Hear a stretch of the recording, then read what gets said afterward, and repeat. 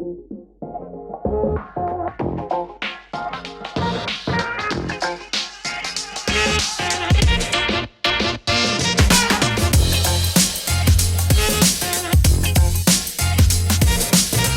getting more into the growth, and we'll chat a little bit more on that marketing kind of case studies and what worked and what didn't.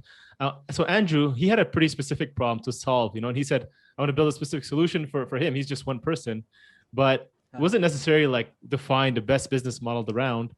So how did you saw that tweet, you positioned it to him. What was the process of defining like the how and the why of this project when you showed him that video? Okay, so I would not have written him an email if I was not using the script myself.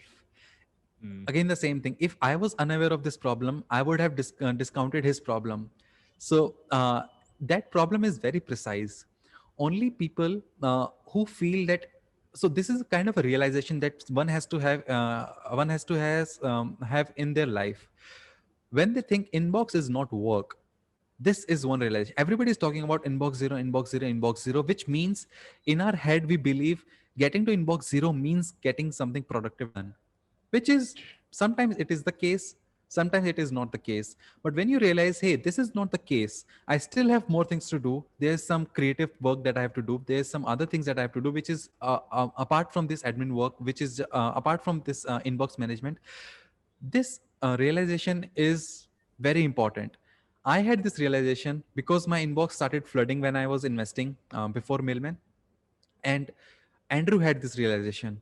And I'm sure a lot of people would not have written him an email just because most people did not have that realization. Only because I had that script, I sent him the video and he said, fantastic. He asked me for a link. I sent him the link. The link didn't work because this is an unverified script. So for any script to work with Gmail, either you have to be the author of the script or somebody has to be within the organization of the script. And Google does it for the security purposes. So he was not able to use the script, but then we were like, this is a potential good solution. Why don't we invest some time and money into building this up? So he said, why don't you invest your time? I invest my money and let's take it to 0 to 1. These are the agencies you can use for the design and everything. Use whatever you want. Just take it from 0 to 1 and then we'll see how it works. We took it from 0 to 1. Our email list for the launch, for the pre-launch was phenomenal. He tweeted out a thread and from there about 7,000 people came in. And over next few months, I onboarded them personally. Out of them, about 1,000 people started using it. They became paying customers. But after that, it was just these about 1,000 people who started telling about Mailman to their friends and families. And these were, and remember, this is the time when COVID was just happening. So people were working from home and they were dealing with email overload, email and Slack overload. Right. So all the meetings moved to inbox. So this was a time when people are like, how do I manage my inbox? Now, again, this was the first instinct that they said, now my inbox is not my work because more things are happening besides my normal inbox just because of this lockdown and working from home. So these people started telling about Mailman to these other people and more people came in. But after that, lockdown became the normal thing. That kind of went down. That's when we said, okay, now we need to figure out something else because that word of mouth kind of have died out. Now word of mouth is still happening. People are still tweeting about us, but that it is not at that scale now. It is not at that scale now.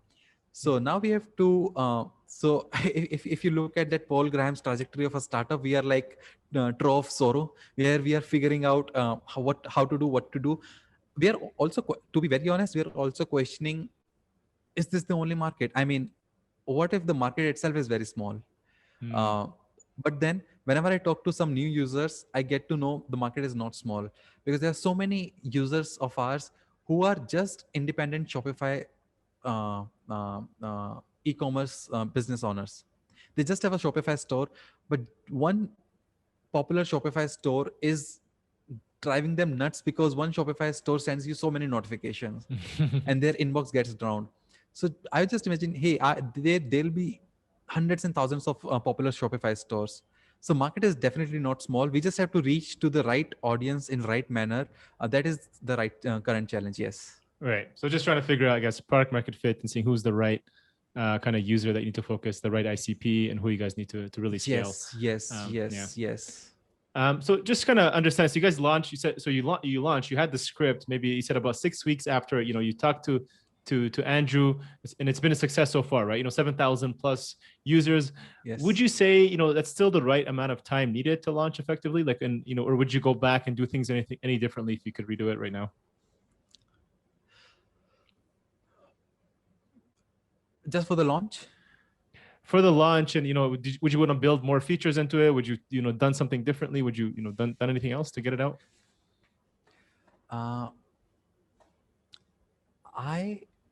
I was very happy with the launch, honestly.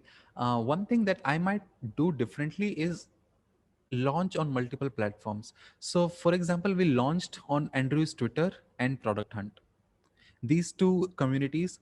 But now if I have to build something, I would actually start building up a profile, a community, say on indie hackers, hacker news. I would do something like this. Instead of saying, hey, we built something, I would say, hey, I'm building something and this is the process, follow along on this journey. I think this is the only thing that I would do differently. Instead of saying after 6 weeks this is the thing, I would like to take a few people along with me on this 6 week journey with me. I think but it's not something that I regret. I think it's a learning that I have learned for future launches. But one thing I would do differently is after the launch, when we had 7,000 8,000 plus long email list, I would handle that email list slightly differently. Instead of directly sending them an invite in a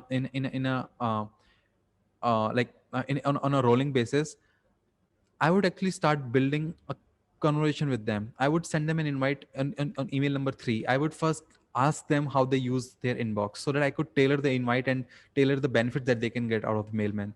Because we had some features, but we said the one same constant thing to everybody instead of even realizing what is the problem that they're trying to solve. So the only thing that I would do different is what I did after the launch. So how you kind of position those conversations and the nurturing of helping you define your model a little better. Yeah, no, it makes sense. Yes. So especially I mean the beta users. Especially the beta users. Would you consider all those beta users? The 7,000? I mean, beta users I consider those no, not all of them. I mean, beta users. So beta users are the users who signed up for the pre-launch list, and then they got an invite, and then they signed up. Those are like thousand in the total user base. Everybody else came in after the launch. I mean, through Product Hunt and word of mouth.